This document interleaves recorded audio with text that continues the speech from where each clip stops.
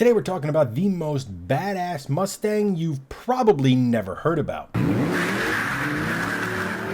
In the Mustang's long history, there are no shortages of badass vehicles. Of course, you have your Shelbys, you have your Bosses, you have your Machs, all the way up to current day where you have things like the new Dark Horse and the awe-inspiring GTD. But what if I told you there was a Mustang in the early 2000s that was unlike any other Mustang before or since, and it wasn't aimed to take out Challengers and Camaros. This thing was designed to take out Vipers and Corvettes. See, in the early to mid 2000s, Ford had a problem. Their Mustang, well, it was great, it was fantastic, it was awesome. However, with the demise of the 4th gen Camaro and Challenger not really being a thing yet, it really didn't have any competition. This left the engineers without really a target to go out and try and dominate, nor did it. See, without the Challenger or the Camaro, the next best thing to compete with was the Viper and the Corvette. And well, to compete with those cars, you were going to need a little bit more than the 4.6 mod motor. So the Ford engineers, they started with the Cobra R New Edge chassis, which is one of the better chassis in Mustang history, and they decided, nah, we don't want a boosted V8 or a big block or any of that sort of thing. Because you know what's better than a V8? A V10. They decided to take the 4.6, add 2 cylinders, take the Cobra R heads,